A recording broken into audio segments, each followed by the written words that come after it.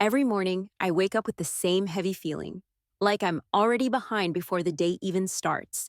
I roll out of bed, groan at the alarm, and shuffle into the kitchen with a cup of lukewarm coffee. It's become a ritual, one that always reminds me of the same bitter truth. I'm living in the long, dark shadow of my sister's success. I know, it sounds dramatic. But every time I see her accept praise for work that wasn't even hers, it's like watching my soul slowly fade into obscurity. I try to remind myself that it's just business, that her talent for self promotion is unmatched. But the sting never really goes away. And while I'm left here in a cluttered studio full of sketches and half finished designs, she's out there basking in the spotlight with award after award pinned to her perfectly pressed suit. Just last week, I witnessed it all again at the annual Design Innovators Gala.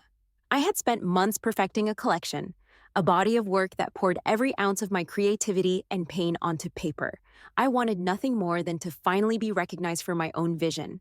Instead, as I sat in the back of the crowded auditorium, I watched her step up to the stage to accept the coveted Innovator Award for a collection that, if you looked closely, bore an uncanny resemblance to everything I'd been working on in the silence of my studio. She flashed that trademark smirk as she said, "It's all about timing and perception, darling." And in that moment, my mind screamed, "But what about truth? What about the work that I bled over?" I couldn't shake the thought for the rest of the night. The applause, the flash of cameras, even the glimmer of admiration in the eyes of the audience, it all felt like a cruel joke, a reminder that my true creative spirit had been hijacked and paraded off as someone else's triumph. Every accolade she received was a wound, a small cut that over time had turned into a deep scar on my pride. But that wasn't all that's been happening lately. Lately, the nights have been filled with vivid visions that leave me wondering if I'm just exhausted or if something else is stirring within me. I've started having these disturbing dreams, flashes of ancient canvases, classical sculptures, and cryptic symbols that I can't quite put into words. Sometimes I wake up drenched in sweat, heart pounding as I try to recall every detail. The images are so clear, yet so foreign, like memories from a past I never even knew I had.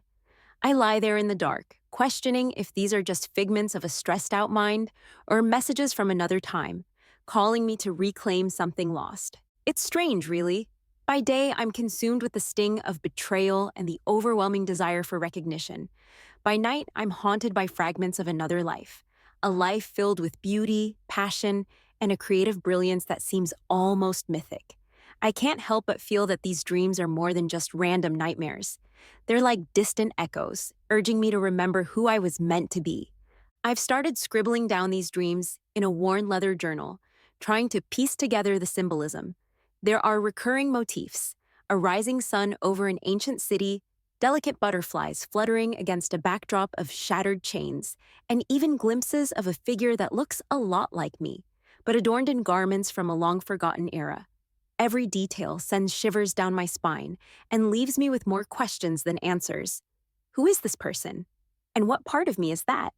During a particularly long night, as I sat in my studio surrounded by scattered sketches and discarded fabric swatches, I found myself whispering to the silence. "Maybe this is a call to reclaim what was once mine," I murmured, almost in disbelief. The idea felt both terrifying and exhilarating. It was as if a part of me, dormant for far too long, was begging to be awakened, to rise again like a phoenix from the ashes of betrayal. I glanced at a stack of old, unfinished designs piled in the corner, the ones I'd painstakingly created when I still believed in my own potential. They now felt like relics of a past self, a self that was buried under the weight of my sister's success. Maybe it's time to wake that old me up, I thought. Time to stop hiding and start fighting for my truth. The thought lingered with me throughout the day. I went about my routine with a newfound intensity, the bitterness of my sister's deception fueling my determination. Every brushstroke, every carefully measured line in my sketches felt like a small act of rebellion against the life that had been stolen from me. Yet despite the anger and frustration, there was an undeniable spark, an inkling of possibility that perhaps these dreams were a gateway to something greater. I don't know exactly what lies ahead. Maybe these dreams will lead me to uncover a hidden lineage of artistic genius. Or maybe they're just my mind's way of coping with the pain of betrayal. But one thing is clear: I can't keep living in the shadow of someone else's success.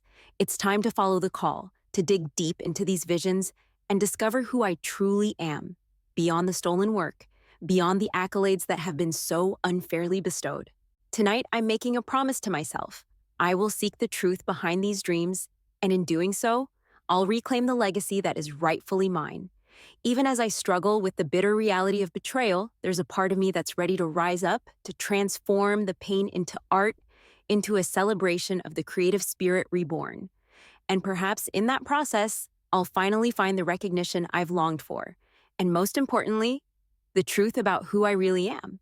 Last night, I found myself lost in one of those dreams that seemed to blur the lines between sleep and memory. I was wandering through what felt like an old studio, a vast sunlit space filled with the whispers of another era.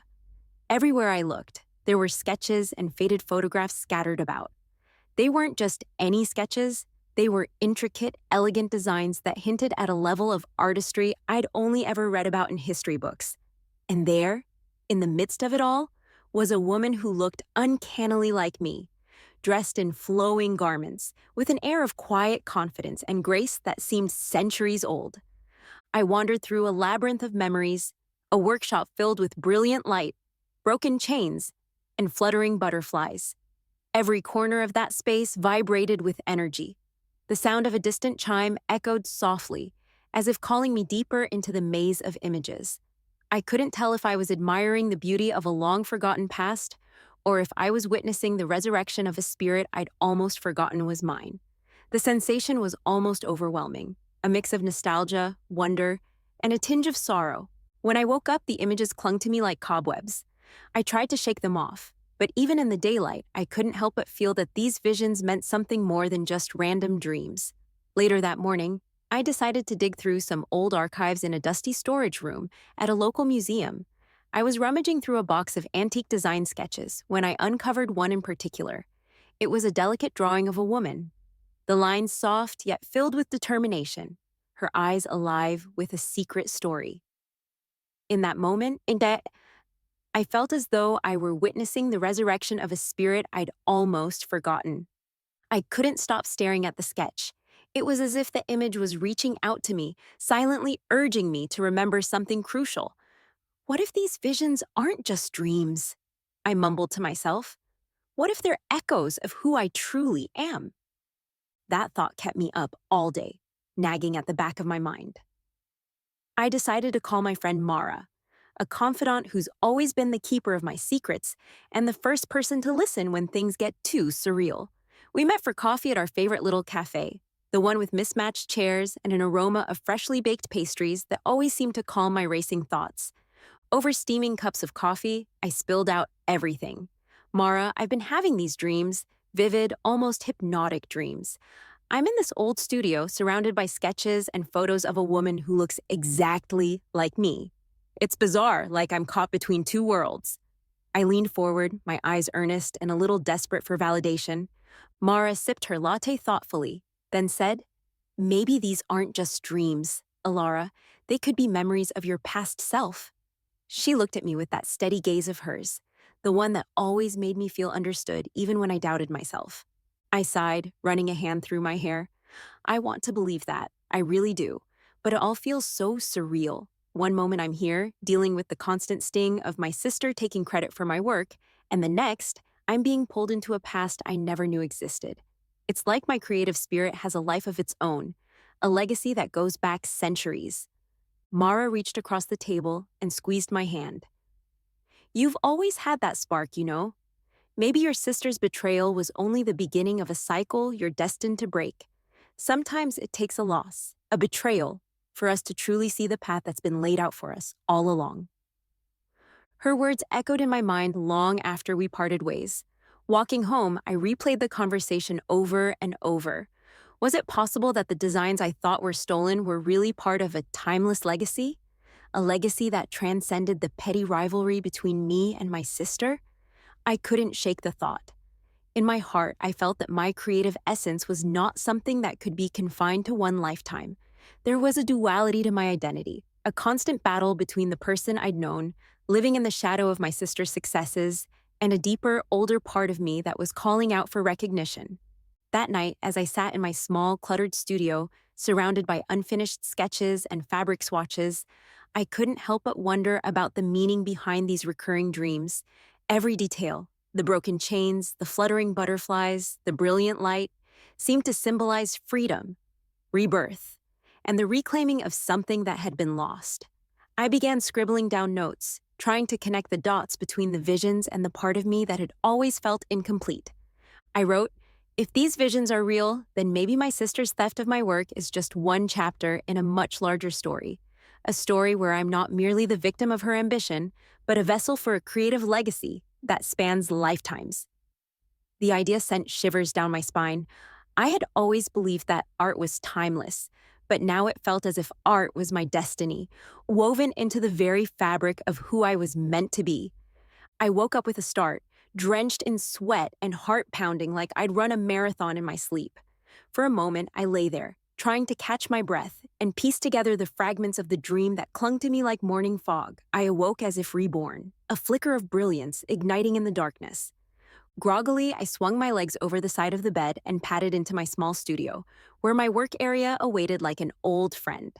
The familiar clutter of sketches, fabric swatches, and paint tubes greeted me, but today it felt different, as if the room itself were charged with a new energy. I turned on the desk lamp and pulled out a fresh sketch pad. My hand moved almost on its own, almost as if it remembered what it was meant to create. I started sketching, and before I knew it, lines and shapes transformed into ethereal designs, graceful butterflies interwoven with rising suns, broken chains reassembled into intricate patterns of liberation. "This is it," I murmured to myself, more in awe than in certainty. "This is the art that's been waiting for me all along." The excitement was palpable, a creative burst so intense I could feel my spirit lifting. Each stroke of the pencil seemed infused with something ancient and mystical, a power I hadn't known was mine. I couldn't tell if I was simply catching a second wind, or if these designs were messages from a past I was only just beginning to understand. As the morning light grew stronger, I took a step back and looked at my work. The sketches had an ethereal quality, a sort of luminous glow that made them seem alive. I posted one of the drawings on my online portfolio almost impulsively. By midday, I'd already received a few curious comments. "These designs are so unique, almost otherworldly, and I feel like I'm seeing art that transcends time." I smiled to myself, a mix of pride and disbelief swirling inside me. Could it be that I was channeling something greater than myself? Of course, not everyone was ready to appreciate the change. Later that afternoon, while I was setting up my materials for another session, my sister strolled into my studio unannounced. She glanced at my sketches, her eyes narrowing ever so slightly, and said coldly, "Those designs aren't like your old work. They're too mystical." I looked up at her, a quiet defiance rising within me. "Maybe it's time for something new," I replied, my tone steady despite the underlying tension. Her smirk said it all. She wasn't convinced, and probably didn't even care. But in that moment, I felt a surge of resolve. I was not going to let her dismiss what I was beginning to feel, what I was starting to become. The more I worked, the more I sensed a shift not only in my art, but in my very being. The brushstrokes and pencil lines weren't just expressions of creativity, they were fragments of a legacy that felt timeless. As the day wore on, I began experimenting with colors and textures in ways I never had before. I mixed bold, unconventional hues with delicate, almost translucent layers of paint. The process was as liberating as it was terrifying. Each new design was a step further into a world that felt both alien and intimately familiar. My hands moved with a newfound confidence, guided by instincts that I couldn't quite explain. I remember pausing to admire a piece that captured my attention. A design featuring a series of interlocking butterflies, each one delicate yet defiant, set against a backdrop of a radiant rising sun. It struck me as the perfect metaphor for my situation, a rebirth through transformation, a signal that I was shedding the old skin of betrayal to emerge anew. I scribbled a note in the margin of my sketch pad. "Rebirth is not an end but a beginning." That evening, I uploaded another piece to my online gallery. and the response was overwhelming. Comments poured in from the fellow designers and art enthusiasts, each praising the soulful quality of my work. It felt as if, at long last, someone was recognizing the spark that had been hidden for so long. I couldn't help but wonder if these designs were not entirely my own creation, but a channel through which an older, wiser version of myself was speaking, a muse reborn. The day ended with me sitting back in my chair, exhausted, but exhilarated. I scrolled through the comments on my post, smiling at the kind words and thoughtful observations. As I closed my eyes that night, I made a silent promise to myself. I would keep exploring these designs, these symbols that had burst onto my canvas with such force. I would dig deeper into these memories, these whispers of a past life that might hold the key to my true identity. I was ready to embrace the possibility that my art and my life was about to change in ways I'd never imagined. And as sleep finally claimed me, I could still hear that quiet, insistent whisper in the back of my mind. Who are you really? It was a call I was no longer willing to ignore. I've been spending a lot of time with my thoughts lately, scribbling them down in my journal, trying to make sense of the constant tug of war between the person I am now and the mysterious figure that haunts my dreams. Last night, after a particularly intense session of sketching, I sat down and wrote, I feel torn in two, one foot in the modern world of corporate accolades and endless mediocrity, the other in an ancient realm of passion and art that I can barely begin to comprehend. It's as if I'm living two lives at once, and neither feels fully mine. Those words have been echoing in my mind ever since. On the one hand, there's the cold, pragmatic world my sister thrives in, where success is measured by accolades, press releases, and the stolen praise she so casually accepts.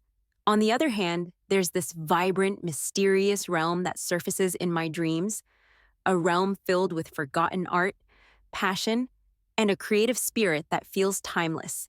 The duality is maddening. Every time I pick up a pencil or brush, I feel this inexplicable pull toward the artistry of another age.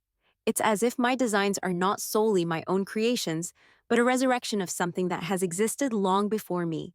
And the more I try to embrace that possibility, the more the sting of my sister's betrayal cuts deep. Every stolen sketch, every dismissed design, now feels like a personal theft of a legacy that was never mine to lose. Today, while wandering through a dusty corner of a local antique shop, I came across something that sent shivers down my spine. A long-forgotten family heirloom, a sketchbook with a cracked leather cover.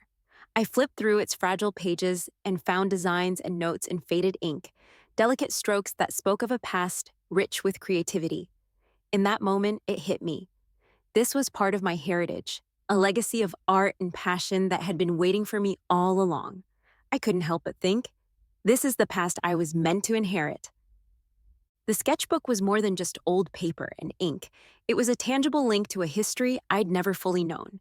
The imagery in those pages was breathtaking, a blend of classical beauty and raw emotion. I could almost feel the hands of the artist, their heart and soul poured into every line.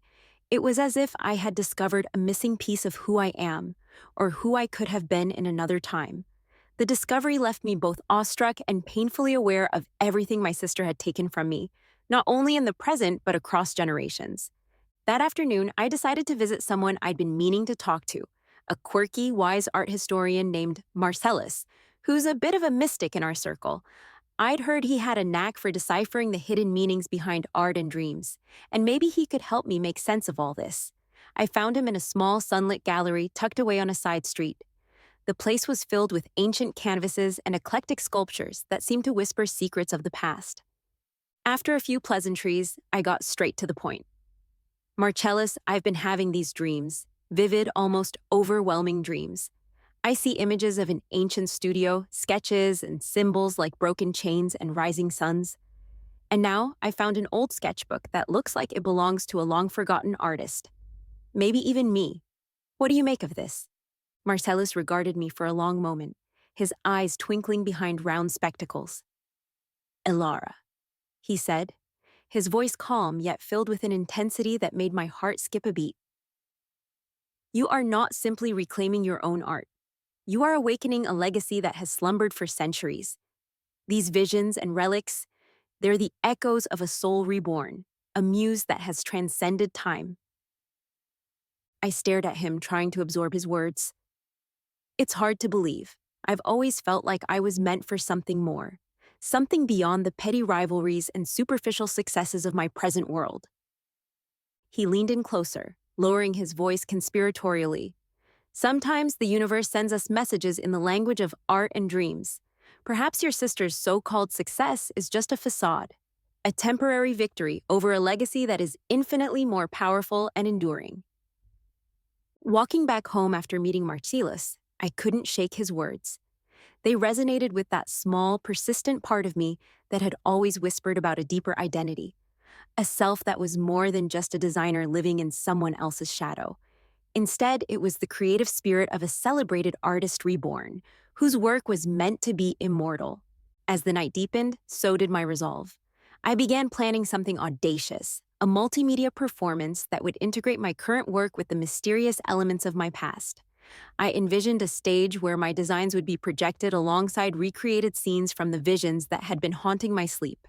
It was a plan to publicly reclaim my art, to show the world the duality of my identity, and to finally let the truth, my truth, shine.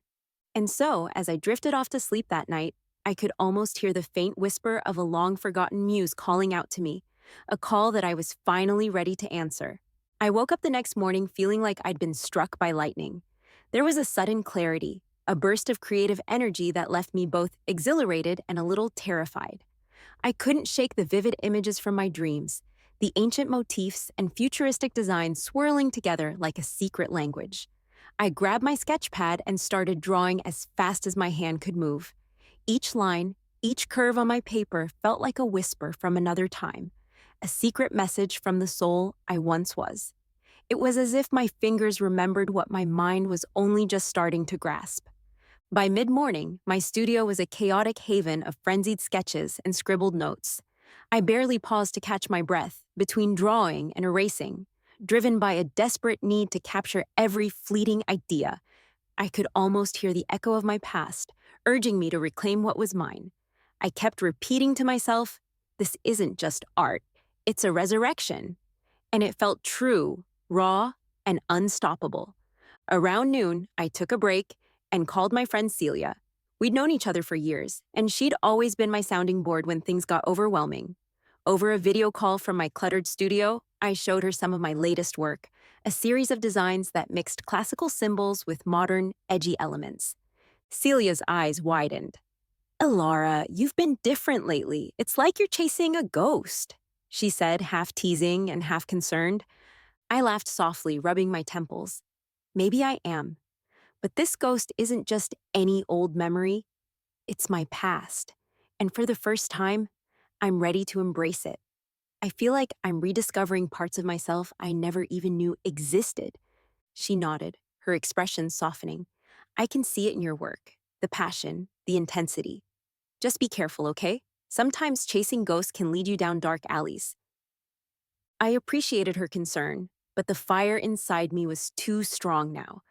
I reassured her, I'll be fine. It's like a switch has been flipped and I can't turn it off. This art is everything. I have to follow it. After the call, I dove back into my work. I spent the afternoon scouring through old archives, collecting personal sketches, and even filming short clips of my studio as I recreated some of the scenes from my visions. Of course, all this sudden change didn't go unnoticed. Later that day, while I was arranging some of the new designs on my work table, my sister unexpectedly stopped by the studio. I could tell from her tone that she was not pleased with what she saw. Stop with the theatrics, Alara, she snapped, crossing her arms as she scanned the room. Your work is just a phase, a fancy distraction. It's not the real art that matters. I squared my shoulders, trying to keep my tone even. It's not a phase. It's my rebirth, I said firmly. Maybe you're not ready to see that, but I am. She rolled her eyes, a bitter smile tugging at her lips. Rebirth? Please. You're chasing delusions. You've always been mediocre, and you'll never be more than a footnote in our family's legacy. Her words stung, but they also fueled the fire burning inside me. I clenched my fists, not out of anger so much as determination.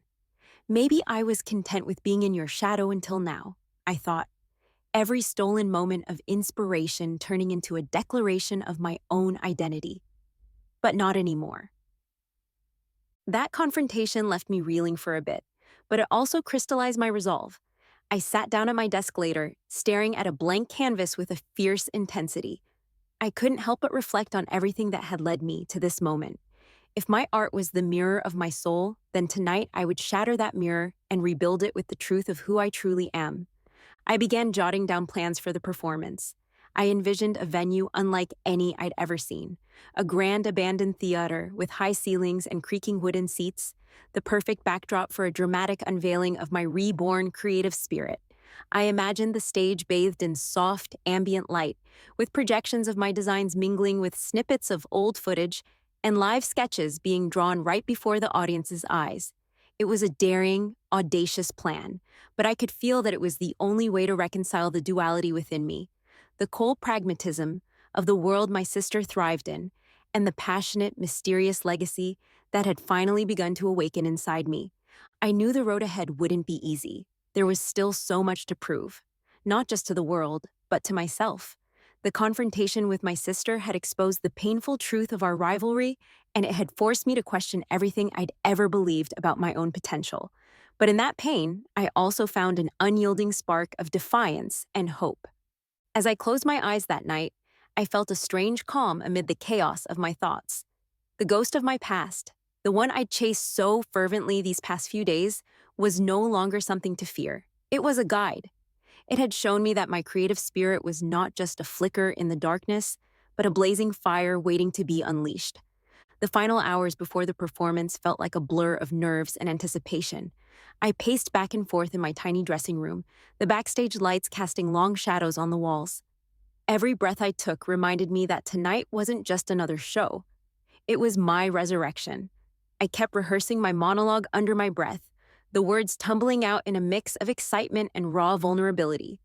I could feel my heart pounding, a rapid drumbeat that echoed the beat of my dreams.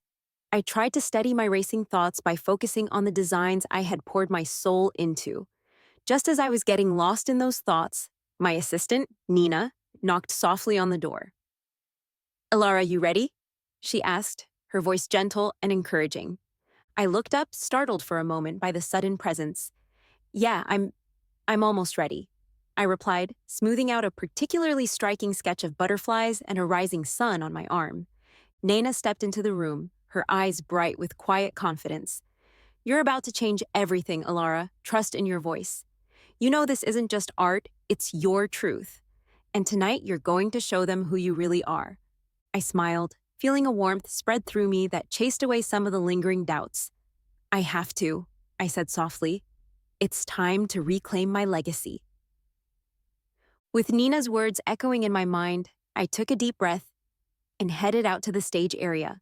The venue was an abandoned theater that had been transformed for the night into something otherworldly. Dramatic lighting bathed the stage in soft hues of blue and amber, and a haunting musical score drifted through the air, setting the perfect mood for what was about to unfold. I stepped onto the stage, feeling the cool wood beneath my feet and the weight of countless expectations and possibilities settling over me. The audience was already in place, their faces lit with anticipation. I could see curiosity in their eyes, a mix of skepticism and wonder that made my heart ache with determination. Taking a deep breath, I walked to the center of the stage and turned to face the audience. The large screen behind me flickered to life, displaying a montage of images, close-ups of intricate designs I'd created, archival footage of faded sketches and old photographs that hinted at a past life, and symbolic visuals of broken chains, fluttering butterflies, and blazing suns. I could feel the energy of the room shift as the audience leaned in, caught up in the unfolding narrative. I began speaking, my voice steady despite the pounding of my heart. "I stand before you as a reborn artist. These designs are not merely mine. They are the echoes of a forgotten past, resurrected to light the way to a new future." I paused, letting my words hang in the air as the images on the screen danced with the rhythm of the music. For years, I've lived in the shadow of betrayal, watching as my work was stolen and claimed by another. But tonight, I reclaim not only the art that was taken from me, but the very essence of who I am. I moved slowly to a drafting table set on stage, where I began live sketching. My hand flew over the paper, drawing lines that seemed to emerge from the depths of my soul. As I sketched, I interwove the live drawings with snippets of the archival footage, scenes from my dreams, flashes of an ancient studio, and the elegant figure that haunted my sleep. The juxtaposition of real-time creation and projected memory created a mesmerizing tapestry of light and shadow. I spoke softly, almost as if confiding a secret to every individual in the room.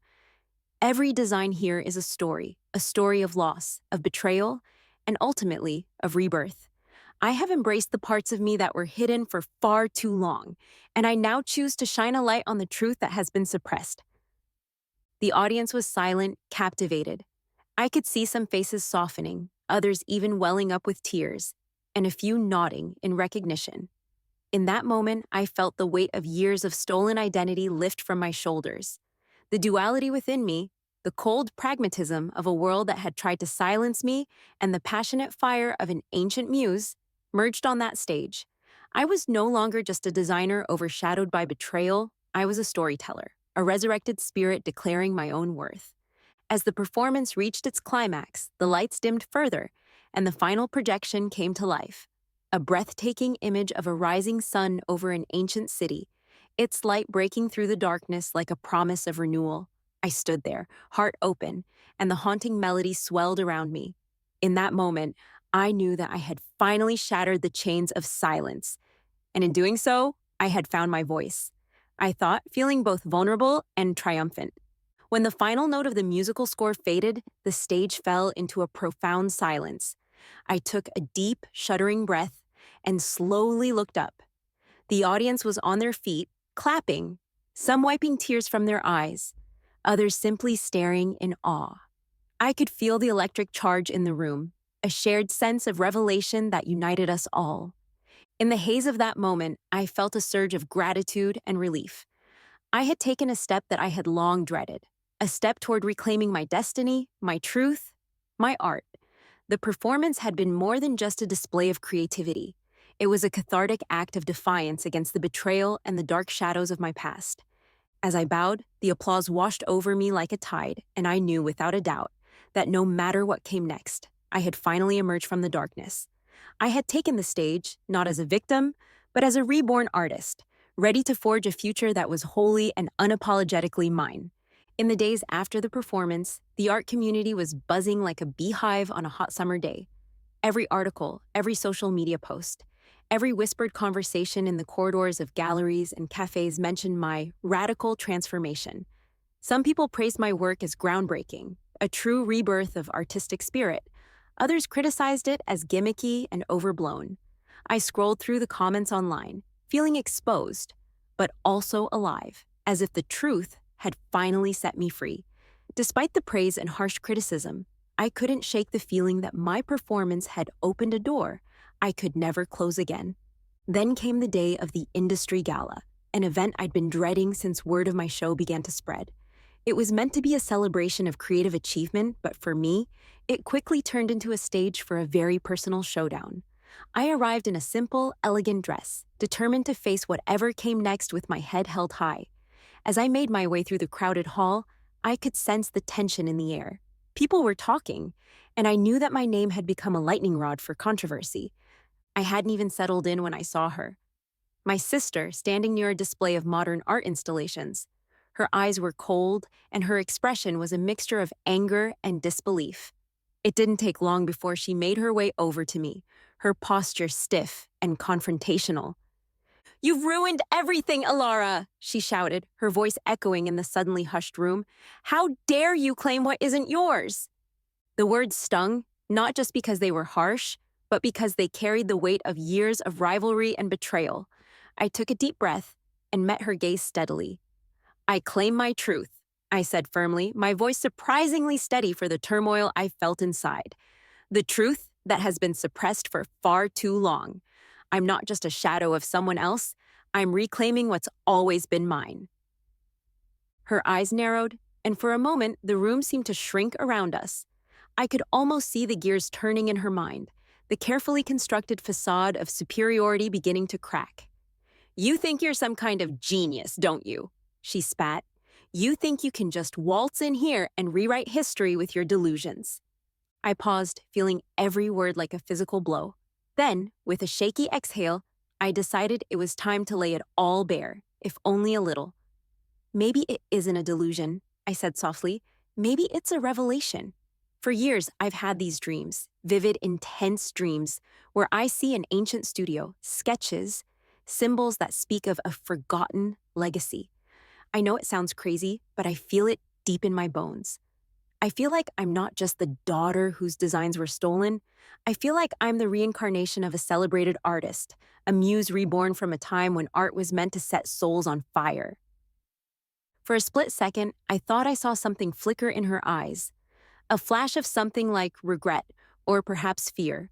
The air between us crackled with a mix of anger, pain, and something almost mystical. Every lie you told, every stolen design, now seems like a desperate attempt to hide a secret that was never meant to be silenced. I continued, my voice trembling with both sorrow and defiance. I'm tired of living in the shadow of your ambition.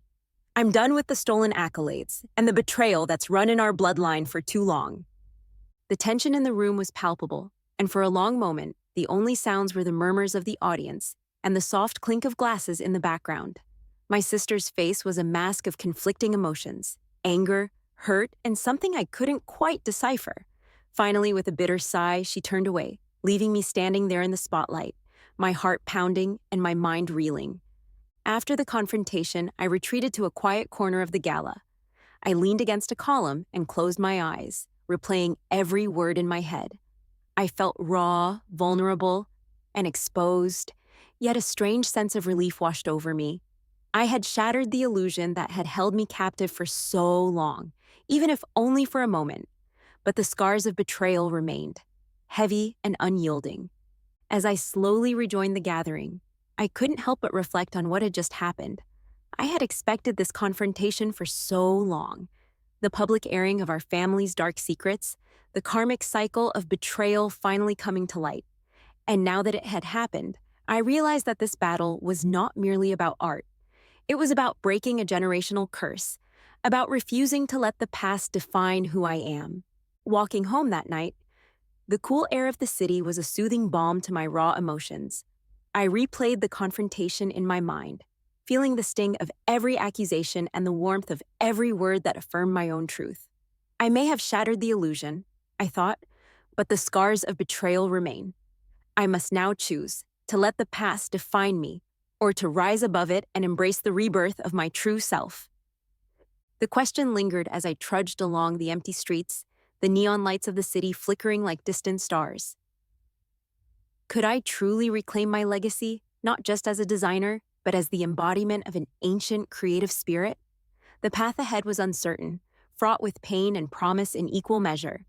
Yet for the first time in a long while, I felt a spark of hope, a whisper that perhaps I could be more than just a victim of theft and deceit.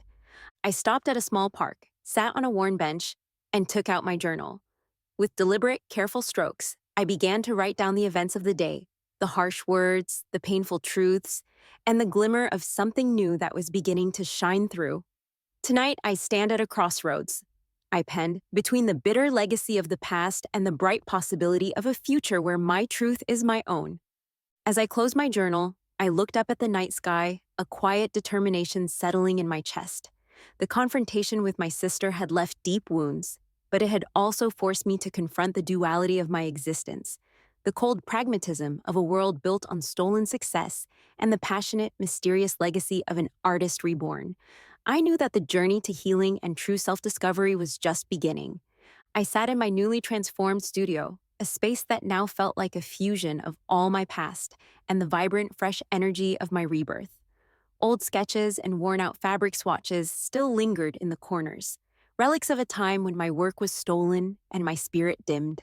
Yet spread out on my large drafting table were new designs, bold, luminous, and unapologetically mine. It wasn't an easy journey getting here. The confrontation with my sister, the public exposure of painful family secrets, and the raw emotion of that performance still echoed in my mind. I often wondered if forgiveness was even possible, or if some wounds would always run too deep. The past had a way of clinging to you, like shadows that only fade in the light of true understanding.